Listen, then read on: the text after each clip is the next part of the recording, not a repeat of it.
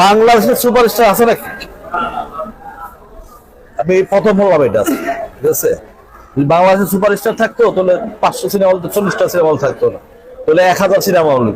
বাংলাদেশে কেউ নাই, কোনো ব্যক্তি নাই বাংলাদেশে। বাংলাদেশে ঈদের সময় 3 দিন 4 দিন বন্ধ থাকে প্রত্যেকটা মানুষের, বাসায় থাকতে বডি, হ্যাঁ, সে ছবি দেখতে যাবে। বাংলাদেশের লাস্ট সুপারস্টার ছিল সালমান খান, মান্না ভাই, হ্যাঁ, এরা ছিল। এরা তখন হল ছিল, তখন হল বাড়তো কমতো না। এখন কি এখন এইবার ঈদে আমার মনে হয় এইবার ঈদে কম হলে 10টা সিনেমা বন্ধ হয়ে যাবে।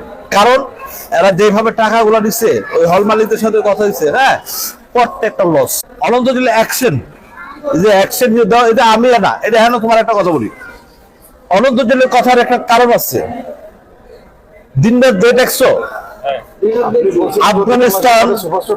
আফগানিস্তান, টার্কিশ, ইরান, বাংলাদেশ, 4টা দেশ নিয়ে যে বিগ বাজারের ছবি বানাইছে, যে ফাইট গুলো আমরা দেখছি, সমস্ত বাইরের ফাইট গুলো যারা দেখছে, আমি যাই না কারা দেখছে, হ্যাঁ, তারাই বলবে, আমি না, তারাই বলবে শিশুপাল।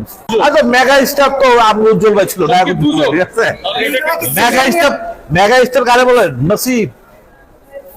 বাংলাদেশে এমনও হিরো আছে, উজ্জ্বল ভাই, তারপরে জসিম ভাই। আমি ওমর সানির কথা নাই বলি, ছবির নাম প্রেম গীত, হ্যাঁ, ছবি একটা হলে 2 বছর চলছে টানা, এবং সেটা দিয়ে দেলোয়ার জাহান জন্টু বাড়ি করছে মগবাজারের 6 তলা বিল্ডিং। তা আমার দেশে এই মুহূর্তে কোন ছবি, কোন 2 মাস চালাই করবে, আতর করবে, এখানে ফেলা